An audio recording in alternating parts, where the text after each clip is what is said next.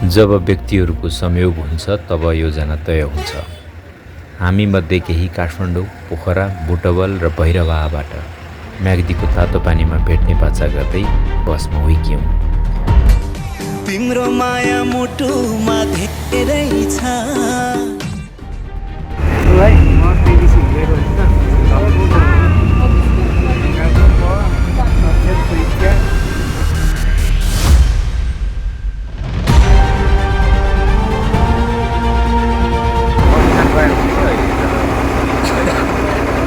हाम्रो यो coffee party चल्दैछ 0.5 डेको 0.5 डेको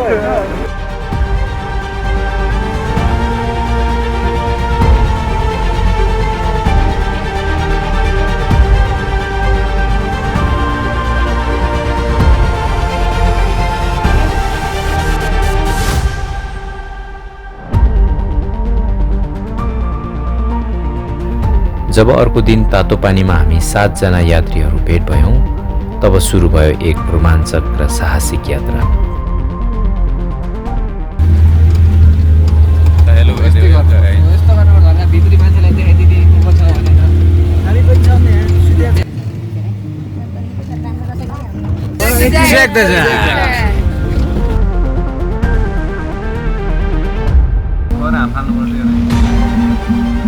त्यहाँ नुहाउनु कति मजा आउँछ नि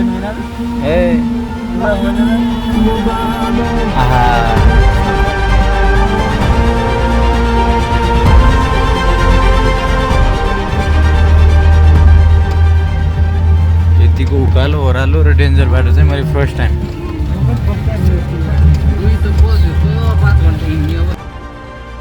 मनमा अलिकति डर, धेरै उमङ्ग र कौतूहलतासँगै हुम खोला जलविद्युतसम्म स्कर्पियोमा अप्ठ्यारो बाटोको यात्रापछि सुरु भयो वास्तविक अन्नपूर्ण उत्तर बेस क्याम्प ट्रेक।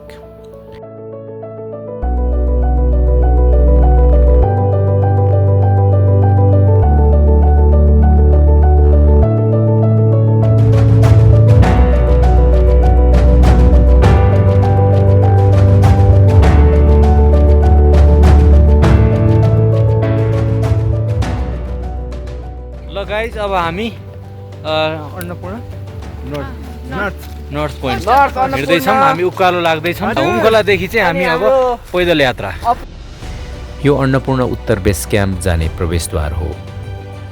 यहाँको हावा ताजगीले भरिएको छ अनि स्थानीयको मुस्कान जसले सबै थकाइ हराउँछ।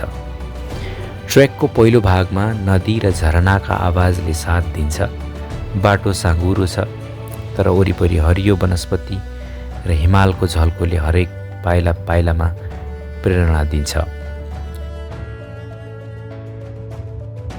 यो ट्रेक केवल हिमाल हेर्ने यात्रा मात्र होइन, यो त आफैलाई चुनौती दिने र प्रकृतिसँग आत्मीयता गाँच्ने एउटा अनुपम अनुभव हो।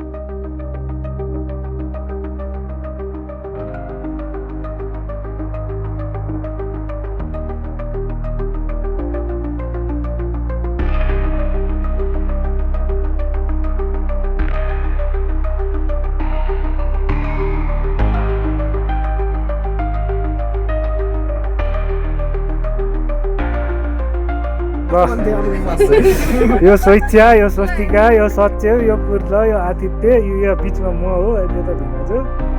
यसरी सुत्दैछौँ 7 जना कच्याङ कुचुङ। यताबाट यता फर्किनु पाइँदैन रातभरि। यस्तो छ हाम्रो यो स्वर्ग हो होइन।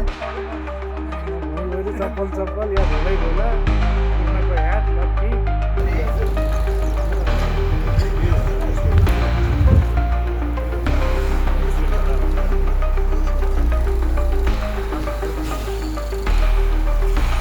अब यहाँबाट हामी चाहिँ अगाडि बढ्छौँ सेकेन्ड बेस क्याम्पतर्फ। ऊ मौरीको चाका हो त, ऊ मौरीको चाका हो। म्याड हनीवाला हो क्या यो।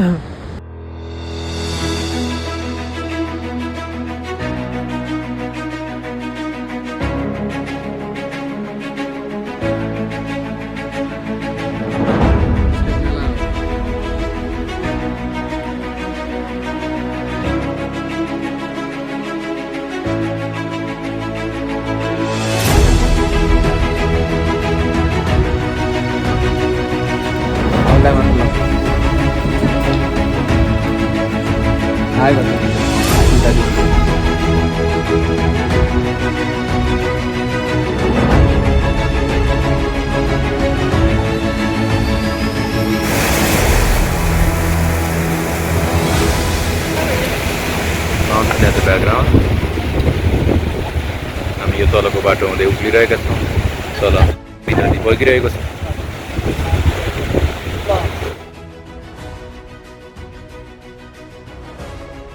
बाट माथि आइसक्यौँ। यो सेकेन्ड बेस क्याम्प होइन, हजुर इन्जोय भइरहेछ एकदम गजब। हामीले रिफ्रेसिङ मोमेन्ट लिइरहेछौँ। दाँत माझ्ने, मुख धुने, रिफ्रेस हुने। घाम लागिरहेको छ, एकदम बेस्ट वेदर। क्यामराम्यान दन्त मण्डल हान्ने आदित्य गौतमका साथ रिपोर्टर उमेश खनाल भिनाजु अन्नपूर्ण बेस क्याम्प। धन्यवाद। Wow Annapurna.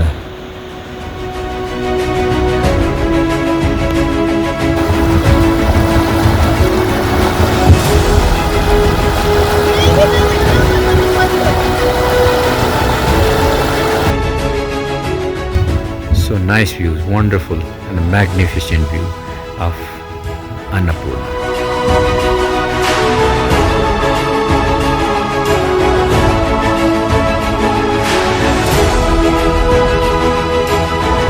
Yes, I'm in the Annapurna region, enjoying the moment. This is the best moment I have ever had.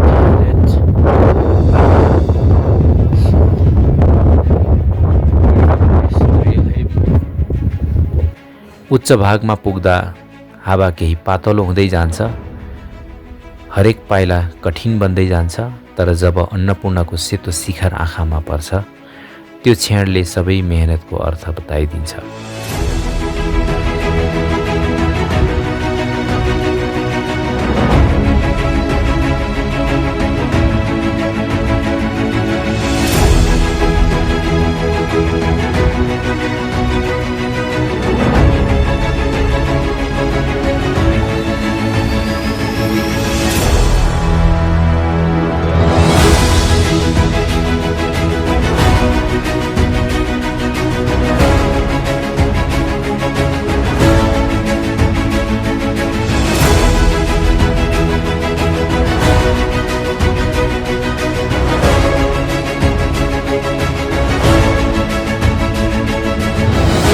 Annapurna base क्याम्पमा खाना कस्तो छ?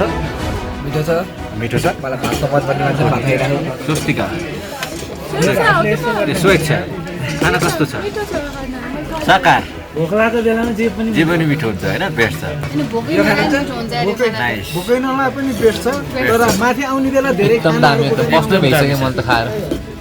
The best food enjoy. मलाई त भातै मन पर्दैन त्यही।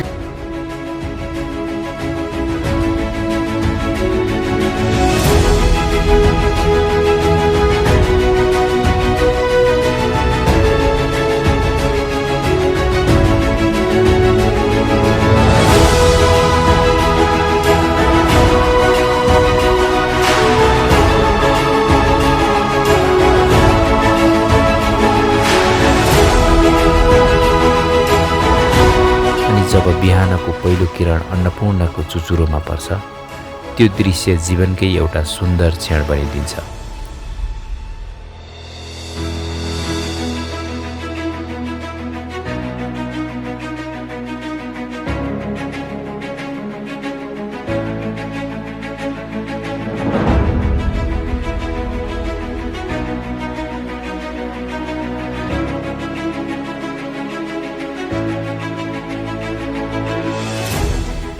रातको बेस क्याम्प तारामुनि बस्दै आगोको न्यानोमा साथीहरूका कथा सुन्नु, यो अनुभूति शब्दमा बयान गर्न गाह्रो छ। यो ठाउँले तपाईँलाई प्रकृतिको साँच्चै नजिक पुर्याउँछ।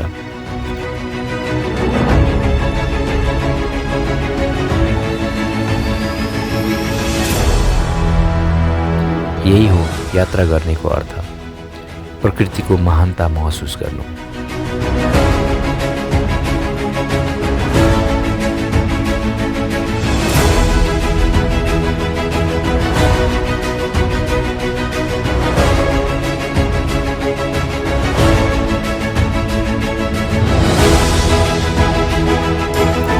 यदि तपाईँ पनि साहसिक यात्रा र आत्म-अनुभूतिको खोजमा हुनुहुन्छ भने अन्नपूर्ण बेस क्याम्प तपाईँका लागि स्वर्ग समान गन्तव्य हुन सक्छ।